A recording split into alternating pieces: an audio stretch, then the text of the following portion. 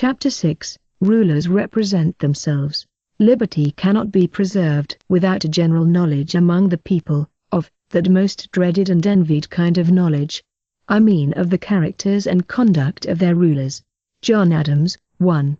In the Declaration of Independence, we find the primary argument for establishing government power, to secure the rights of the people. Without some type of protection mechanism in place, criminals will prey on the population without fear of consequences.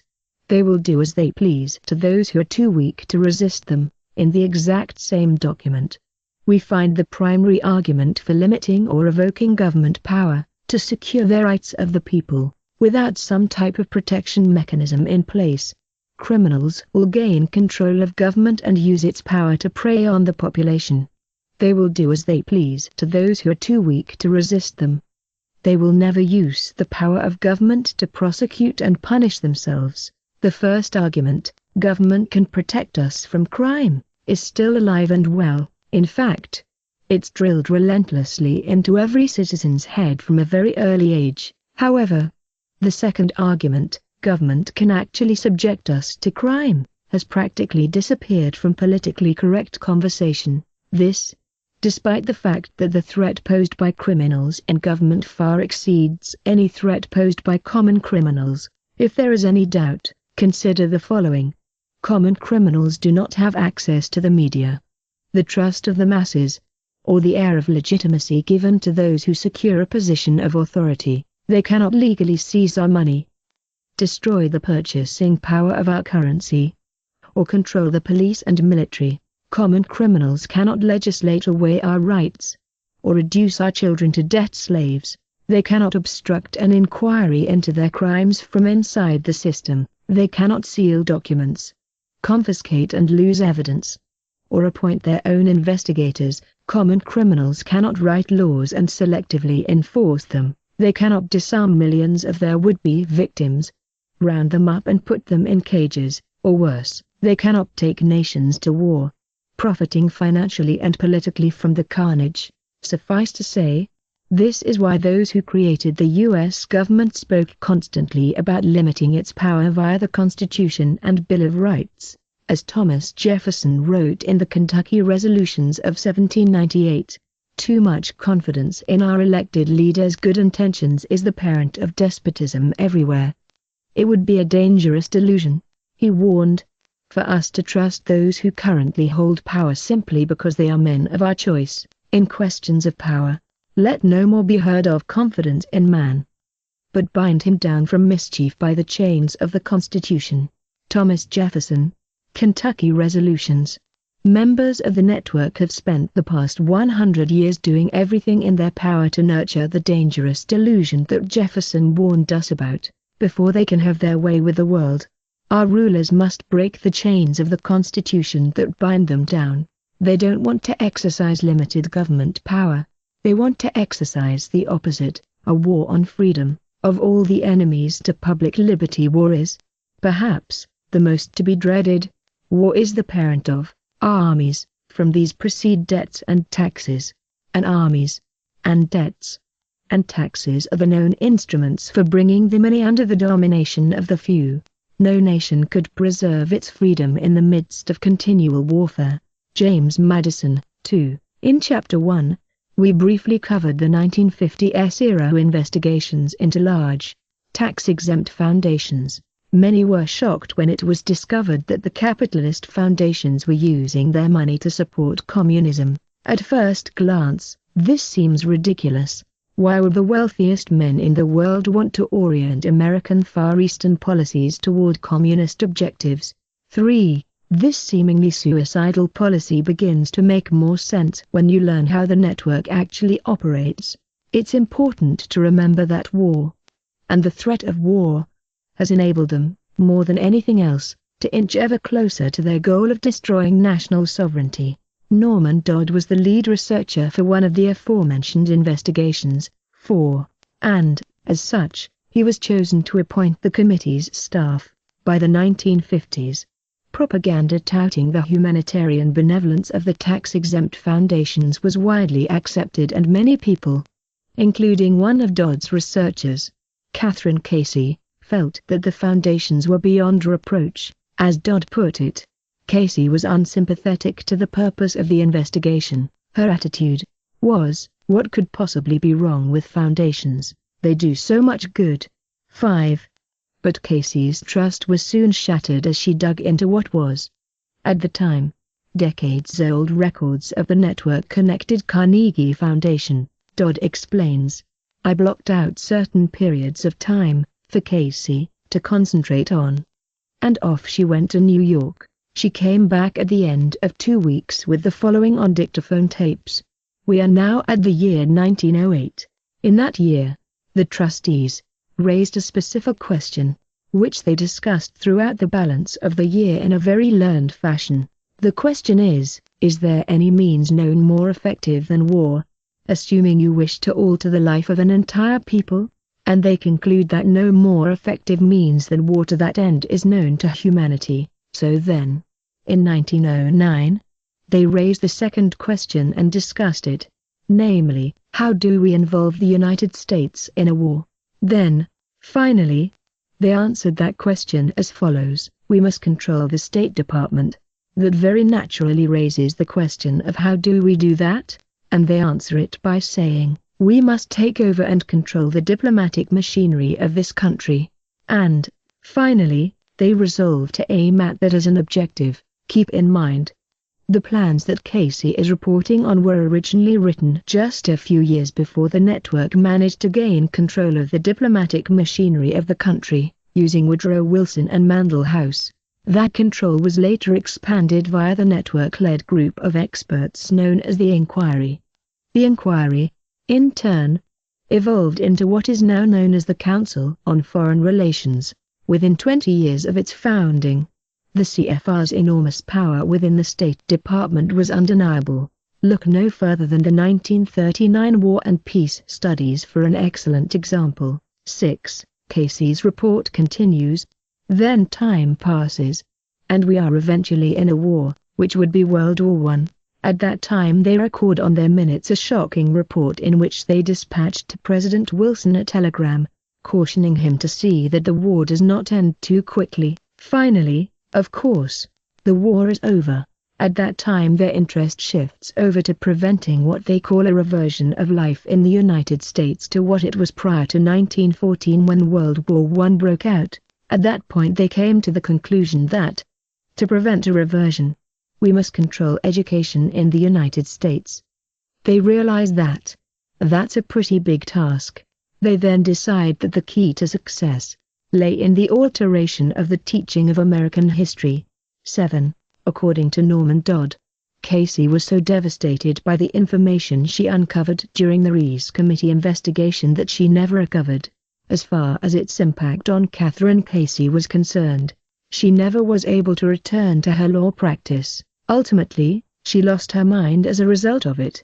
It was a terrible shock. It's a very rough experience to encounter proof of these kinds. 8. That final sentence is profound. It actually is a very rough experience to encounter proof that you've been intentionally misled. It is painful to learn that intelligent, manipulative, and arrogant lies have secured your well-meaning trust, only then to play you as a fool. Nobody wants to face that feeling, and, as it relates to our powerful institutions, that feeling gets worse before it gets better. After discovering the initial betrayal, you come to realize that your trust has been betrayed at every turn. You realize that the entire system has been designed to deceive and trap you, along with the rest of the unsuspecting public, in a fabricated reality, in an illusion.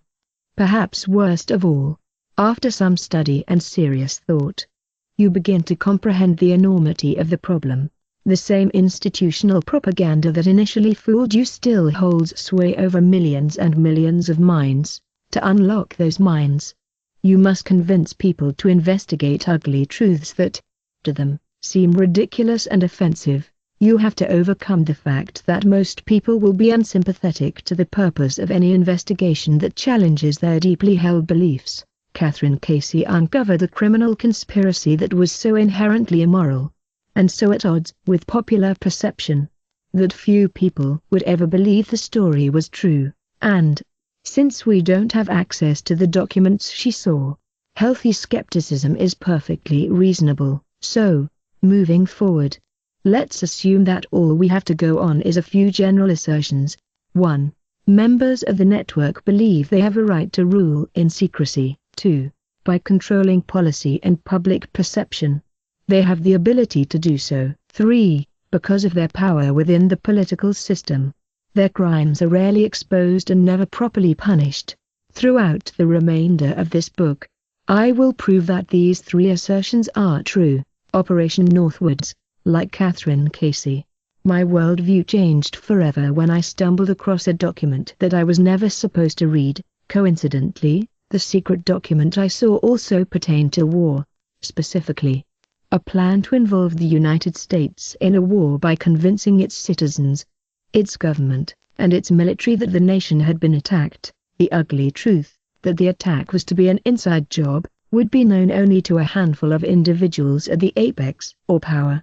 Its success, like nearly everything the network does, would rest on the exploitation of humanitarian impulses and the betrayal of public trust.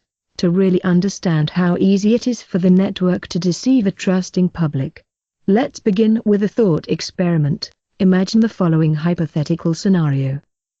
The President of the United States appears on national television and announces that Iran has shot down a civilian airliner filled with 200 American students. There are no survivors. The only thing that remains of the plane, its passengers, and its crew is the frantic tape of the pilot's final transmission. Mayday, Mayday. We're being tailed by an Iranian fighter. We need help up here and fast. Mayday. Do you copy? Followed by the sound of an explosion, frantic screams, and then silence, as the media plays the chilling audio over and over again, pausing periodically to interview grieving parents who have lost their children. The President assures the horrified and outraged public that the United States will act both swiftly and decisively. We will not sit idly by as our nation's children are murdered in cold blood. This crazed and arrogant Iranian regime has been tolerated long enough, and it will now be brought to justice. I have instructed the Secretary of Defense to have a preliminary course of action prepared and on my desk by morning. In this hypothetical scenario, very few people would have any desire whatsoever to stop the looming military confrontation. Quite the contrary, having been properly whipped into an emotional frenzy, they would cheer the retaliatory strike every step of the way. Even those who did question the wisdom and potential consequences of a war with Iran would be unlikely to speak up. They'd only be shouted down by an angry media-driven mob if they did. This is all basic human psychology. It is perfectly predictable. Equally predictable are the odds of anyone having any patience for an alternative narrative, especially a narrative that shifts blame from the well-established villain, Iran, to the well-meaning hero, the US government. If you doubt this, just imagine some conspiracy nut standing up and stating the following: it's all a lie, Iran is innocent. Our government was behind the whole thing. They loaded a civilian airliner with fake passengers, flew the plane to a secret location, unloaded the fake passengers, and replaced the original plane with a remote-controlled drone. They then had a fake Iranian fighter jet. It was really an American fighter painted to look like an Iranian fighter, chase after the remote-controlled drone. Then, they transmitted a fake Mayday signal from the drone just before blowing it up. It was all a setup so we could frame and attack Iran. What percentage of the trusting public could believe that their government would conspire to do something so utterly ridiculous and insane? Probably 0%, unless, of course, the trusting public's understanding of how their government actually operates was revealed to them via some shocking proof that the conspiracy nut was right. Well, substitute Iran for Cuba, and you've got a nearly perfect description of the Northwards document. 9. The Northwards document was an official U.S. government plan to manipulate the people into supporting an unnecessary and illegal war. In the document, its authors propose many pretexts to achieve their aim, everything from creating a terror campaign in the United States to having covert U.S. agents carry out attacks against U.S. targets and then blaming Cuba for the attacks. It even speaks of completely fabricating an attack by using fake planes, fake passengers, remote-controlled drone aircraft, a faked mayday call, and a faked shoot-down. Sound unbelievable? It did to me as well, but then I read it for myself.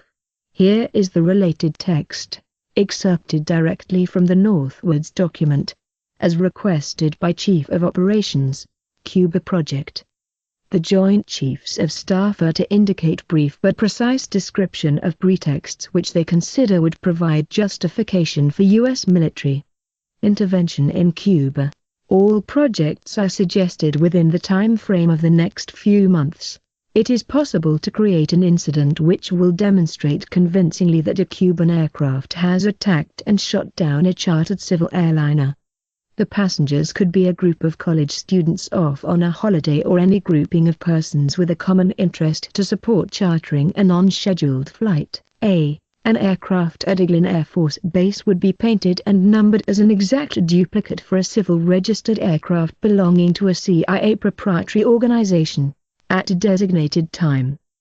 The duplicate would be substituted for the actual civil aircraft and would be loaded with selected passengers, all boarded under carefully prepared aliases. The actual registered aircraft would be converted to a drone. Takeoff times of the drone aircraft and the actual aircraft will be scheduled to allow a rendezvous south of Florida. From the rendezvous point the passenger-carrying aircraft will descend to minimum altitude and go directly into an auxiliary field at Eglin Air Force Base where arrangements will have been made to evacuate the passengers and return the aircraft to its original status. The drone aircraft meanwhile will continue to fly the filed flight plan.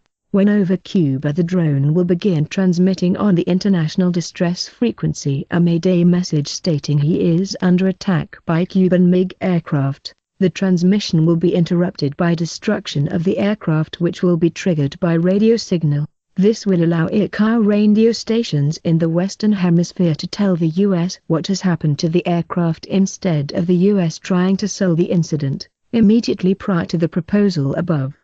The document suggests having U.S. military pilots threaten civilian aircraft with fake MiG-type aircraft. This presumably would make a later shoot-down that much more believable. An F-86 properly painted would convince air passengers that they saw a Cuban MiG, especially if the pilot of the transport were to announce such fact. Reasonable copies of the MiG could be produced from U.S. resources in about 3 months, as noted. These plans were drafted in support of the larger Cuba project, which was essentially a CIA-directed covert operation against Cuba. The Cuba project contained many other equally immoral and dishonest proposals. One such proposal involved having the United States attack Jamaica and then blame the attack on Cuba. Included in the nations the Joint Chiefs suggested as targets for covert attacks were Jamaica and Trinidad-Tobago, since both were members of the British Commonwealth. The Joint Chiefs hoped that by secretly attacking them and then falsely blaming Cuba, the United States could incite the people of the United Kingdom into supporting a war against Castro. 10. A plan was even put forward that suggested bribing a Cuban commander to launch an attack against the U.S. military base at Guantanamo Bay. As James Bamford notes, the act suggested bribing a foreign nation to launch a violent attack on an American military installation was treason. 11. It's imperative to understand that covert operations of this nature rely on the ignorance of both the public and the vast majority of government and military personnel. The whole point of a covert operation is to deceive, to get away with something you would otherwise be unable to get away with. Regarding these and other proposals, a Department of Defense report stated clearly, if the decision should be made to set up a contrived situation, it should be one in which participation by U.S. personnel is limited only to the most highly trusted covert personnel. This suggests the infeasibility of the use of military units for any aspect of the contrived situation. 12. As part of the Cuba project, Operation Northwoods was approved through the highest chain of command all the way up to the President of the United States. Fortunately, President Kennedy's opinion of the CIA and its tactics had already soured by the time the document hit his desk, and he rejected it. If he hadn't, this plan would have no doubt led to an unnecessary war and the death of many thousands based on total lies. Even worse, it could have easily led to a nuclear exchange with Russia and millions dead, based on lies. Side note, Kennedy's negative opinion of the network-created CIA is summed up nicely in the following quote: "I want to splinter the CIA into 1,000 pieces and scatter it to the winds."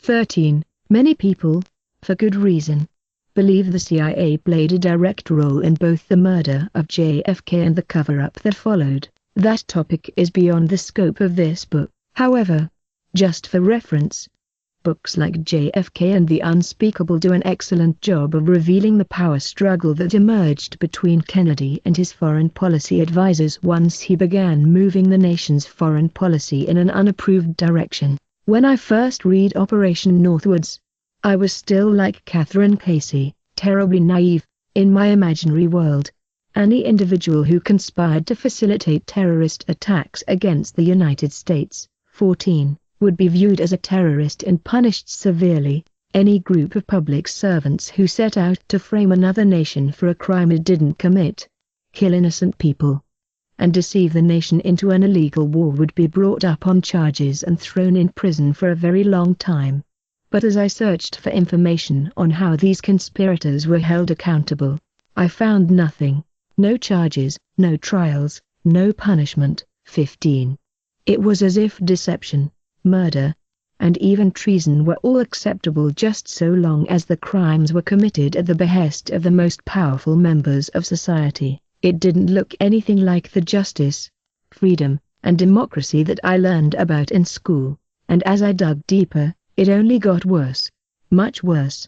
In 1998, Daniel Ganser was looking for a PhD research topic, and, against the advice of his friends and professors, he decided to tackle the gigantic task of unraveling Operation Gladio, beginning with a single document that proved the CIA and NATO created a secret terrorist army in Italy. He embarked on a 4-year investigation that uncovered an additional 15 secret armies in NATO countries and 4 more that were created in neutral countries.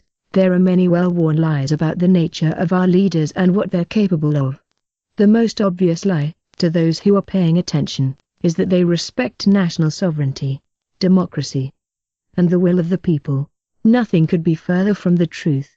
And Operation Gladio provides an excellent case in point. Gladio also underscores 2 key arguments that I've put forward in this book, which are: 1. The network has mastered the art of pursuing its sovereignty destruction project while maintaining the illusion of democracy.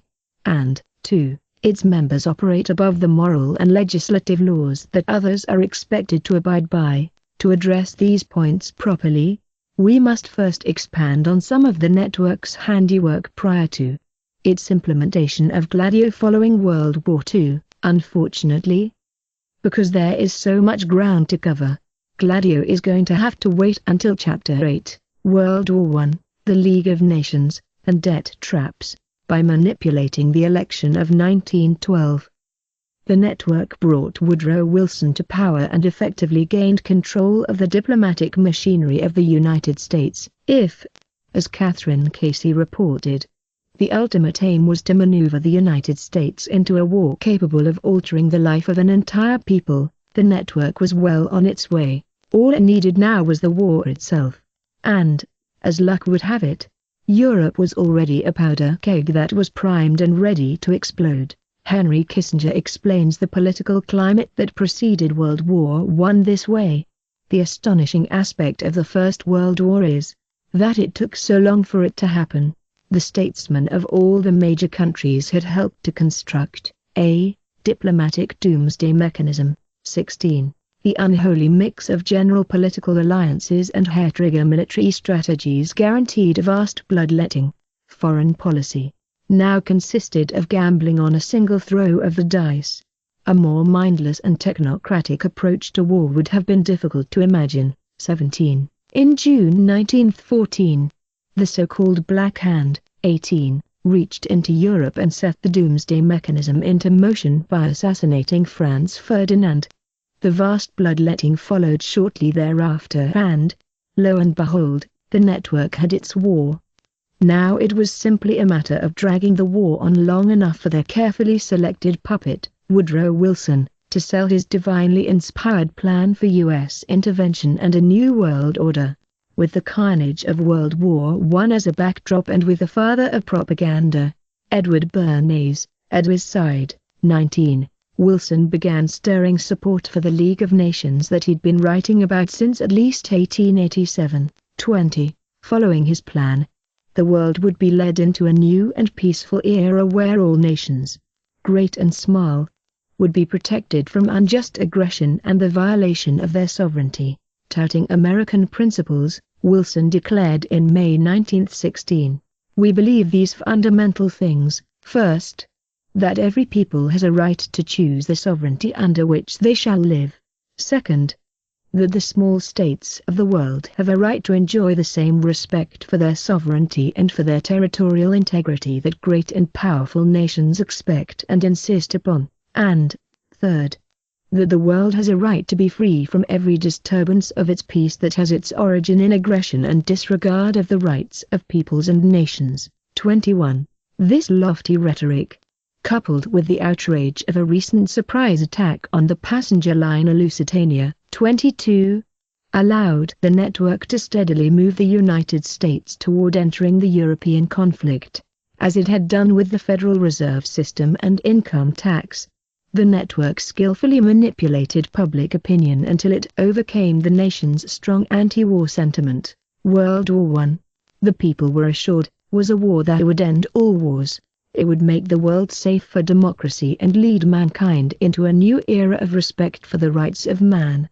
It was the duty of every liberty-loving citizen of the United States to support it, because no moral human could possibly oppose such ends. Of course, if the utopian carrot wasn't enough, the network also had a stick in its back pocket that it used to great effect. 1 week after a German torpedo sunk the Lusitania, killing nearly all Americans on board, Professor Nock informs us, Americans barely had the chance to digest this assault, when the British government released an official report on German atrocities, bearing the name of Viscount James Bryce. The esteemed former ambassador to the United States, Bryce was a member of what Quigley referred to as the second generation of the network's Cecil Block. 23. The crescendo of a systematic propaganda campaign to overcome American neutrality. This document catalogued in the most lurid detail some 1,200 alleged acts of barbarism and cruelty committed by German soldiers, primarily against Belgians, including the crucifixion and decapitation of prisoners of war, the gang rape and sexual mutilation of women, the hacking off of children's fingers for souvenirs, and the bayoneting of infants. Although much of it was later proved to be fictional, Germany would never fully recover from the revulsion that swept the United States. 24. This carrot-and-stick propaganda campaign produced the desired result. The United States eventually entered the war, and a constitutional abomination known as the Espionage Act was used to silence any remaining skeptics and dissenters. Apparently, making the world safe for democracy meant demonizing and jailing U.S. citizens who continued to voice their opposition.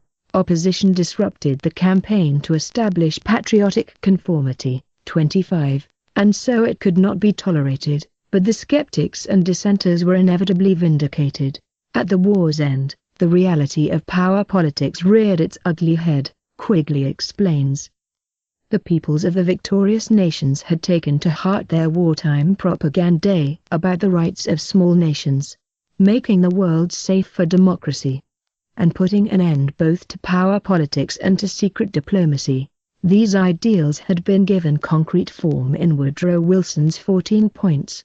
The defeated powers had been promised that the peace settlements would be negotiated and would be based on the 14 points. When it became clear that the settlements were to be imposed rather than negotiated, that the terms of the settlements had been reached by a process of secret negotiations from which the small nations had been excluded and in which power politics played a much larger role than the safety of democracy, there was revulsion of feeling against the treaties. 26.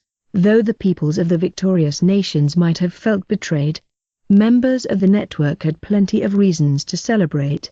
Up to this point, they had achieved nearly every one of their aims, from the Wilson coup in 1912 to the Federal Reserve System and income tax, from maneuvering the United States into war, to creating a League of Nations that they would ultimately control. However, it was on this final point, the League of Nations, where the network came up short, when Wilson was forced to admit that the United States would have to cede sovereignty in order for the League to work. Opposition within the U.S. Senate began to grow. 27.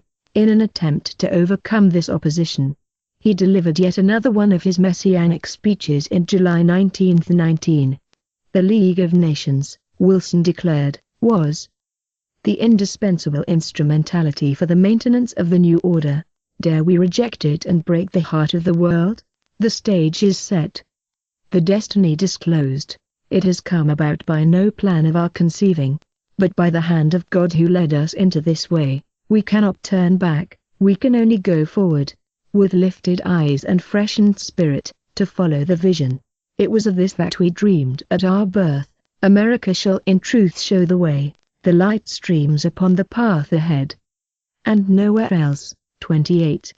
But no amount of lofty rhetoric or appeals to emotion would suffice. The League would clearly undermine U.S. sovereignty, and Wilson was unable to rally enough support within the Senate to overcome this objection. In November 1919, after months of debate, the U.S. Senate voted not to join. 29. However, this isn't to suggest that the network's efforts had been in vain. A great deal of money had been made during the war, competing empires had been destroyed, power had been consolidated, and dozens of nations had joined the League. The network simply had some more work to do within the United States.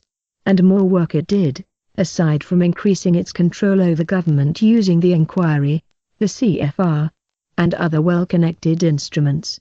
It also began increasing its financial control with its new monetary weapon, the Federal Reserve System, stealing gold and creating debt. After World War I, the Federal Reserve began artificially inflating the US dollar supply. Quigley informs us that this was done, in large part, to allow gold to be drained from the United States, for Britain's benefit, without triggering a corresponding reduction in the number of US dollars in circulation. 30. The newly printed Fed money flowed into the stock market, inflated the bubble of the Roaring '20s, and inevitably led to the stock market crash of 1929 and the economic devastation of the Great Depression. This too helped to alter the life of an entire people, making economic matters worse. Britain went off the gold standard completely in 1931, and this predictably intensified the depletion of US gold.